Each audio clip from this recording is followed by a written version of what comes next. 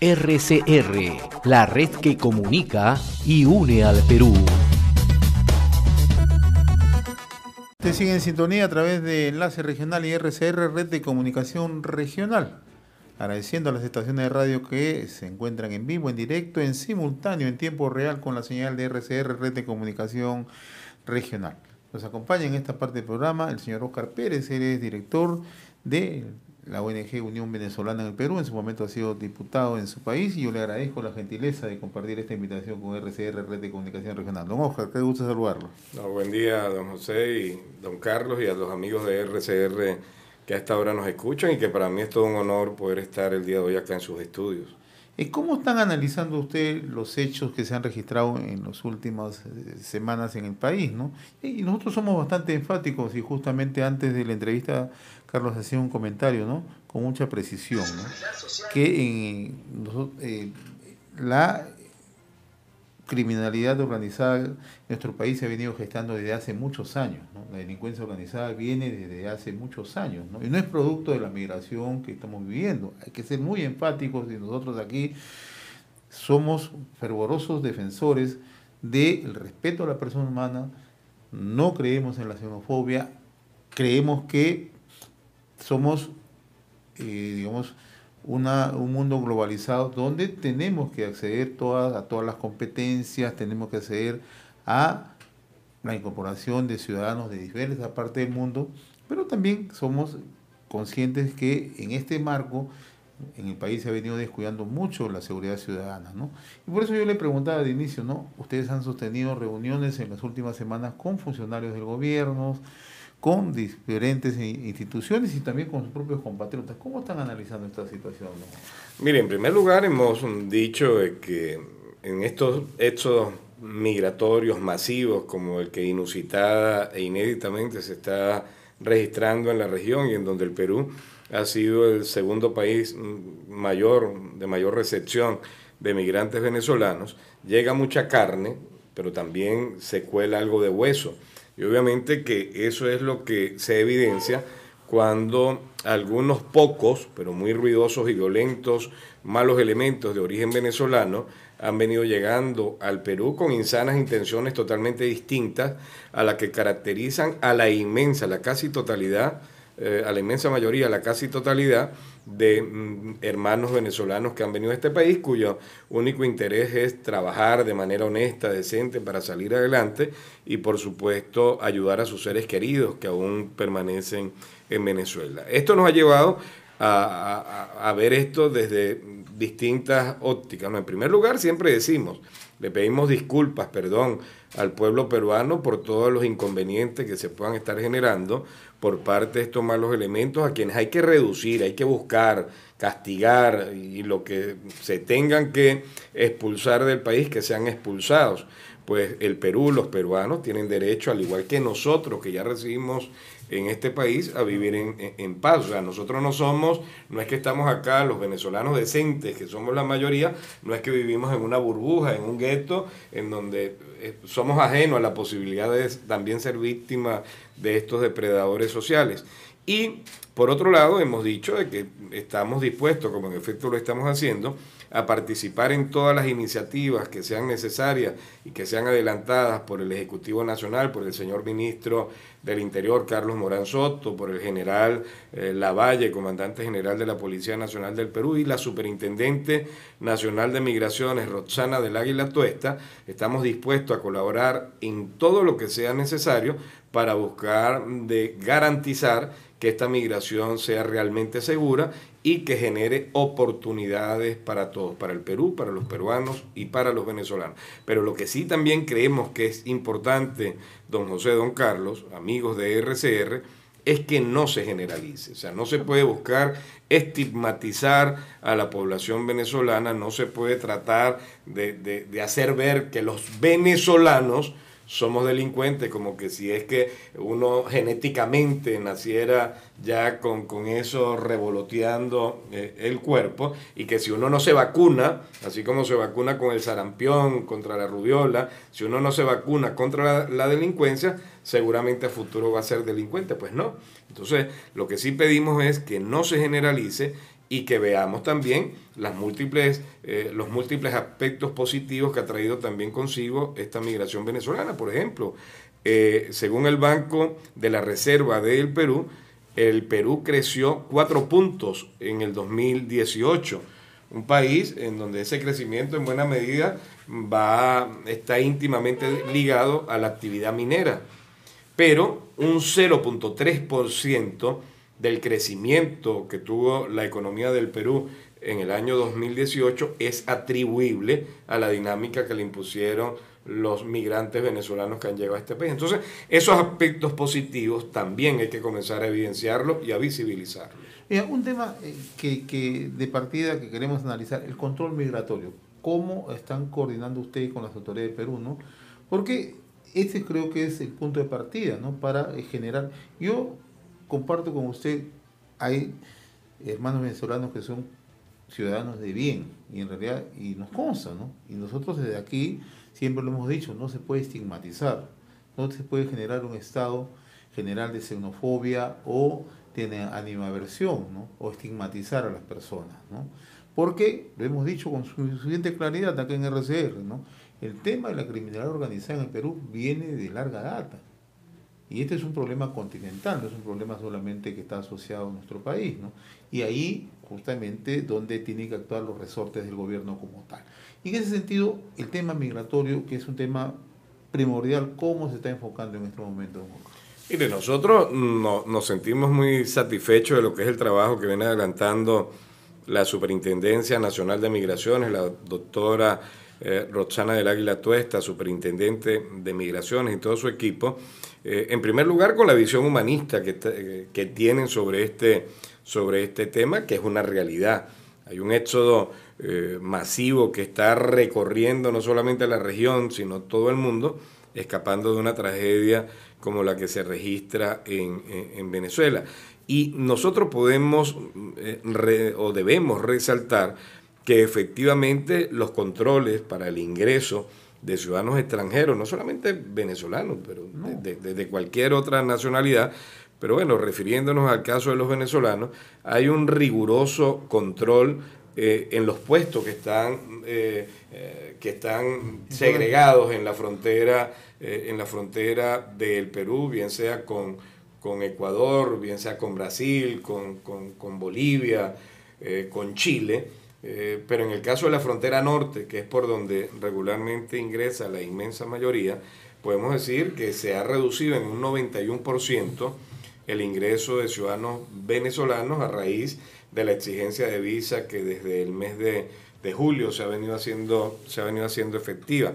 Estos delincuentes que han ingresado al Perú no lo han hecho por la vía regular, o sea, no es que han pasado por migraciones, han mostrado su pasaporte o su visado, no, se han valido de las operaciones que mantiene en este momento una mafia o unas mafias que operan desde el Ecuador, y veía que hace poco ya se comienzan a hacer eco de esto algunos medios internacionales, unas mafias que operan desde el Ecuador, que como una suerte de coyotes ingresan de manera ilegal, valiéndose de lo extenso que es la frontera peruana, por caminos rurales a estos delincuentes. Entonces, allí es donde evidentemente hay que comenzar a poner la lupa, hay que comenzar a poner la mira, porque ahí es donde... Algo parecido a lo que ocurre cuando cruzan de México a Estados Unidos, que le llaman los espaldas mojadas, algo parecido. Es correcto. Sí, estas son mafias muy bien organizadas que operan desde el Ecuador, en donde hasta los taxistas, o sea, usted llega ahí al Ecuador y hasta los taxistas, como si estuviesen ofreciendo frutas o comidas o menú, le dicen, ¿quiere pasar a Perú? Nosotros le pasamos. Y dependiendo del tramo que quiera transitar, desde el mismo momento en que cruza de manera irregular la frontera hasta la zona del Perú en donde quiere usted que lo dejen, es donde le imponen la tarifa. Si quiero ir hasta Tumbes, es una tarifa. Si quiero que me lleven hasta Piura, es otra tarifa. Si quiero que me lleven hasta Lima, es otra tarifa. O sea, ya existe entonces todo un sistema y una mecánica establecida. Pero hay un tema que aquí recurrentemente se está manejando. Y es el tema, por ejemplo, que que se plantea que en Venezuela se habrían abierto las cárceles para liberar a algunos grupos delincuenciales que luego han sido prácticamente impulsados a salir del país, ¿no? Como parte también de una estrategia política del régimen actual allí. ¿Cuán cierto es eso? Sí, totalmente cierto. Además que no son inventos de los sectores que se oponen al régimen de Nicolás Maduro, son manifestaciones públicas que han hecho los diversos voceros del Partido Socialista Unido de Venezuela o quienes acompañan a Nicolás Maduro en este régimen usurpador. Ahí tenemos el caso de la ministra de Asuntos Penitenciarios del régimen de Nicolás Maduro, Iris Varela, quien ha manifestado que en el momento que se requiera liberar a los presos, a los reos comunes para que salgan a defender la revolución, lo van a hacer. Ahí hemos visto cómo los medios de comunicación han recogido que en algunas paradas militares a reos comunes se les ha uniformado para que participen simulando que son soldados. Ahí hemos visto cómo de una manera indiscriminada y sin ningún tipo de criterio técnico, sino más bien motivados políticamente, se han venido liberando presos, asesinos, ladrones, solamente porque son personas que están identificadas con este modelo socialista que lidera Nicolás Maduro en Venezuela, y eso nos lleva a decir que estamos convencidos de que en algunos de estos casos sonados, en donde criminales, en donde se han visto involucrados algunos miembros de estas importantes bandas criminales que operan desde Venezuela y que claramente, y son hechos y son situaciones que conoce todo el mundo en Venezuela, que estas bandas están íntimamente vinculadas al régimen de Maduro, no nos queda la menor sombra de dudas en expresar que detrás de algunos de estos hechos criminales que conmocionan no solamente a la sociedad peruana, sino también sucede en Colombia, en Ecuador, en Chile, en Brasil, Argentina, puede haber algún tipo de direccionalidad política con la intención precisamente de generar incomodidad a los gobiernos de estos países que obviamente se oponen a lo que está pasando en Venezuela, pero también iniciar una escalada internacional de descrédito a la diáspora venezolana, en el entendido de que la inmensa mayoría, la casi totalidad de los venezolanos que nos encontramos en el exterior, no respaldamos ese proceso pseudo revolucionario que lidera Nicolás Maduro. Entonces, eso nos lleva a decirlo de manera muy responsable, que en algunos de estos casos, por ejemplo, aquí la banda, una de las bandas o miembros de una banda que ha cometido graves crímenes y que ha conmocionado a la sociedad peruana, es el Tren de Aragua. Y para nadie es un secreto en Venezuela que el Tren de Aragua forma parte de un ala violenta del Partido Socialista Unido de Venezuela. El Tren de Aragua nace en un estado del mismo nombre, el estado Aragua, con la fachada de un sindicato ferrocarrilero chavista. Subvencionado por el gobierno de Venezuela. Claro, por supuesto, en su momento por quien era gobernador del estado Aragua, Tarek El Aizami, hoy vicepresidente de Economía del régimen de Nicolás Maduro, y por quien el gobierno de los Estados Unidos está ofreciendo una recompensa de $10 millones. Entonces, este señor inventó este grupo armado, que son los mismos grupos armados que actúan bajo la denominación de colectivos, que son estos grupos paramilitares que salen en Venezuela a reprimir a la gente cada vez que sale a protestar contra Nicolás Maduro, y que como contraprestación tienen o reciben una suerte de patente de corso que con total impunidad les permite robar, asaltar, asesinar, hacer lo que les venga en gana en Venezuela, y que ahora están tratando de exportar ese modelo a otros países de la región. Ahora, el tema que yo abordaba al inicio, ¿no? De qué manera los ciudadanos venezolanos, que en su gran mayoría son gente de bien, yo lo tengo que remarcar, se están organizando, porque de una u otra manera se generan a veces acciones de desinformación en la opinión pública, ¿no? O acciones de buscar que estigmatizar a un sector de hermanos venezolanos, ¿no?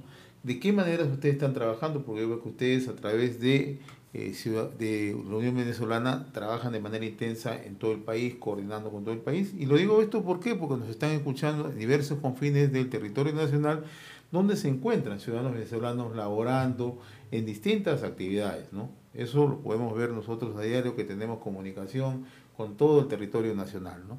¿Cómo se está organizando? Porque de una u otra manera, ¿no?, también esto tiene cierta afectación, ¿no? Sí, definitivamente en este momento la comunidad venezolana, que en su mayoría, como usted bien lo dice, don José, es gente de bien, gente honesta, está muy afectada.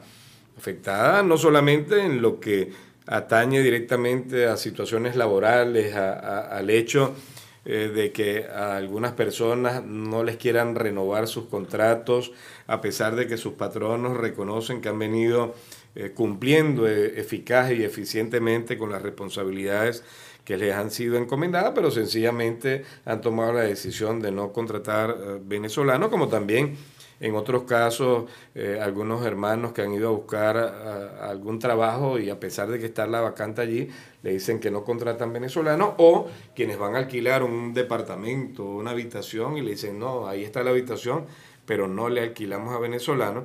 Obviamente que esto genera una situación bien difícil para la comunidad venezolana decente, honesta, que es la mayoría, pero que obviamente esta situación está llevando a un desánimo generalizado, a una suerte de frustración generalizada, de depresión generalizada, que nosotros ya también estamos comenzando a trabajar en algunos proyectos para evitar de que esto pueda también traer algún tipo de consecuencias en la población migrante y refugiada venezolana que se encuentra en este país. Pero repito, y como lo decía al inicio, lo he manifestado en los últimos días, nosotros no nos vamos a quedar de brazos cruzados frente a los embates, frente al actuar criminal de estos malos elementos de origen venezolano. En primer lugar, hemos suscrito un convenio con el ministro del Interior, Carlos Morán Soto, y con el comandante general de la Policía Nacional del Perú, José el General Lavalle, dentro de lo que es el desarrollo de este plan que han denominado Migración Segura, y en donde estamos desarrollando esta propuesta que es Venezuela Aliada, en donde lo que buscamos es que los venezolanos organizados y los ciudadanos venezolanos en general puedan participar en la identificación y ubicación de algunos de estos malos elementos de origen venezolano, ofreciendo cualquier información de manera anónima, no tienen que decir quiénes son,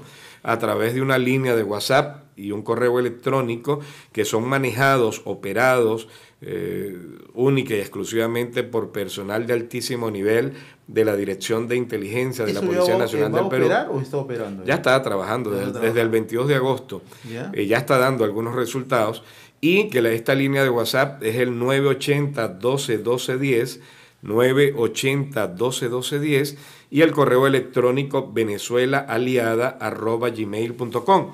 Pero además hemos dispuesto que un grupo de funcionarios policiales venezolanos de alta graduación que viven en el Perú, o sea, que renunciaron o no quisieron trabajar más en los cuerpos policiales allá donde prestaban funciones en Venezuela, que ahora residen en el Perú y que son parte de la ONG Unión Venezolana en Perú, hemos dispuesto que este grupo importante de funcionarios, muchos de ellos de altísima graduación, comiencen a trabajar, como en efecto ya lo están haciendo, con funcionarios de la DIRINCRI. O sea, están trabajando junto a la DIRINCRI de manera voluntaria, o sea, no es que están percibiendo ningún tipo de emolumento, de salario por esto, porque consideramos que es importante que estos funcionarios policiales venezolanos colaboren indicando algunos modus operandi, algunos perfiles, algunas características de los delincuentes venezolanos que van a ayudar a que la Policía Nacional del Perú tenga mayor claridad de cómo enfrentar a estos depredadores sociales. Y por último, en este momento estamos trabajando de manera muy entusiasta en un proceso de organización de todos los trabajadores motorizados, de estos que realizan delivery, para que la gente pueda tener la seguridad de que quien le está llevando la comida a su casa es una persona de bien, una persona honesta, decente, y que reposan todos sus datos en una base que va a ser manejada tanto por la Unión Venezolana en el Perú como por la Policía Nacional y las gerencias de seguridad ciudadana de los distintos distritos del área metropolitana de Lima.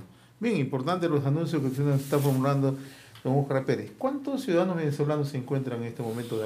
Es un poco difícil cuantificarlos, pero ¿cuántos más o menos son una aproximación? Sí, en este momento somos alrededor de 869.000 ciudadanos venezolanos que nos encontramos en el Perú, de los cuales un poco más de 500.000 ya han regularizado su situación migratoria, están totalmente empadronados, y alrededor de 300.000 promedio son solicitantes de refugio. Eso nos ha llevado a manifestarle al propio ministro del Interior, conversando con él, de que era importante terminar de regularizar la situación migratoria de estos 300.000 promedio venezolanos que ingresaron de manera regular al Perú, pero posterior al 31 de julio, con lo cual no podían, 31 de octubre, quise decir, con lo cual no pudieron optar al permiso temporal de permanencia. Y le decía yo al ministro Morán que es importante regularizar a este grupo,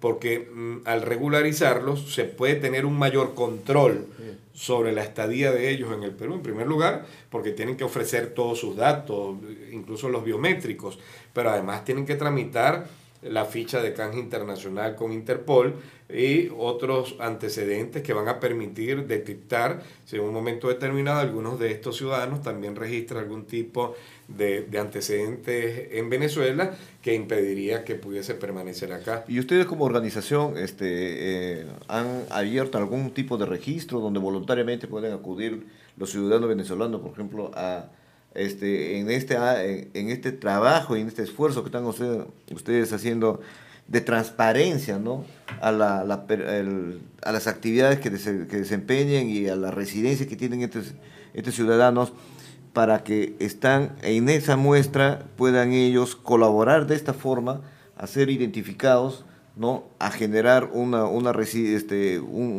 referencia donde residen, y cuando sucedan este tipo de cosas, obviamente eso facilite la labor de las investigaciones que tengan que hacer para separar, como se dice, la paja del trigo. Sí, efectivamente, don Carlos, en este momento estamos reafirmando lo que es el trabajo de nuestro voluntariado. Tenemos un voluntariado que está diseminado por todo el Perú, y de manera muy particular en las principales ciudades, en Tacna, Piura, Arequipa, Trujillo, Chimbote, Chiclayo, pero también en otras partes del Perú, en donde no solamente estamos trabajando para abordar el tema de coadyuvar con las autoridades de este país en buscar minimizar los embates delictivos por parte de malos elementos de origen venezolano, sino también cómo devolvemos un poco de lo mucho que nos entrega a diario el Perú.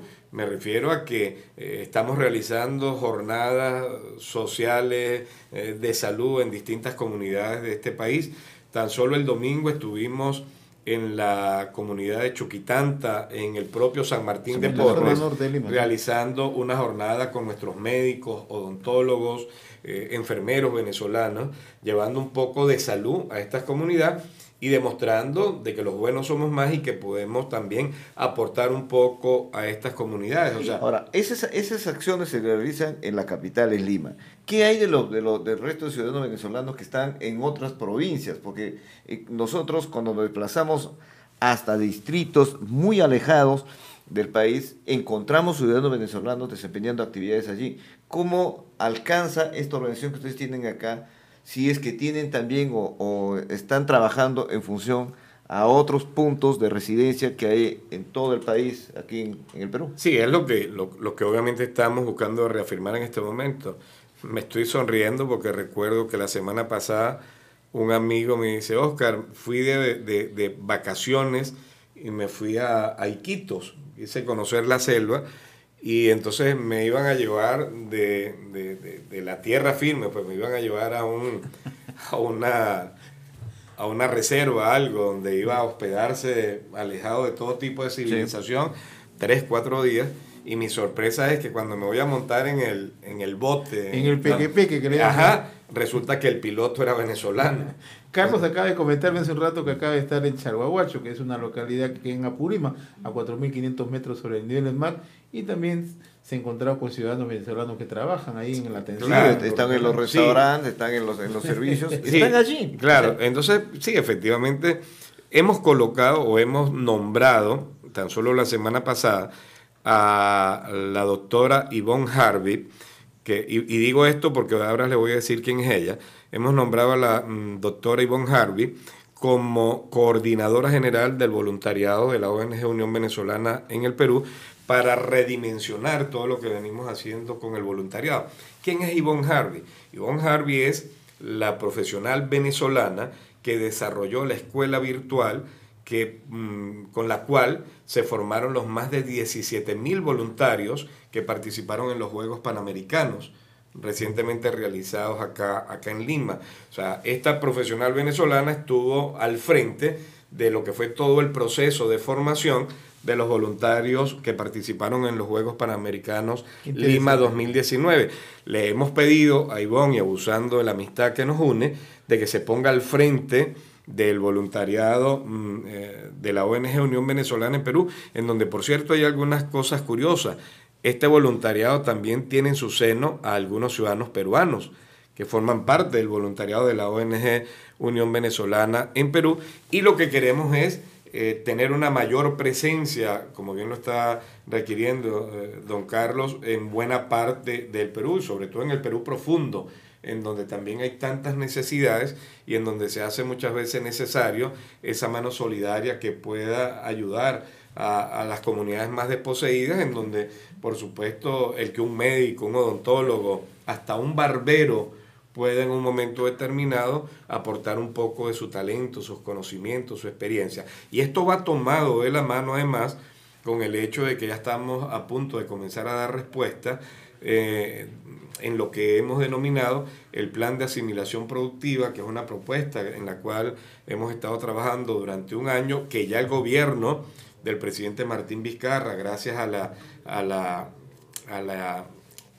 participación entusiasta del canciller Néstor Popolicio, el gobierno ya lo ha asumido como parte de una política de Estado, y que este plan de asimilación productiva no es otra cosa que reubicar geográficamente a los profesionales venezolanos a regiones del Perú en donde existe un déficit por algunas áreas en particular, o en algunas áreas en particular. Justamente eso es lo que le iba a referir, porque en realidad, si bien es cierto, tenemos este problema que está en cierta forma lamentablemente estigmatizando a la migración venezolana con este problema de la delincuencia, pues también estamos perfectamente conscientes, ¿no? Y hemos tratado y hemos inclusive en cuestiones ya, y si queremos verlo desde el punto de vista hasta personal, hemos apoyado a ciudadanos venezolanos que en un momento determinado han necesitado, apenas llegaban al país, ¿no? Nosotros también hemos sufrido embates de esa naturaleza como peruanos, ¿no? Hemos tenido situaciones muy críticas que ha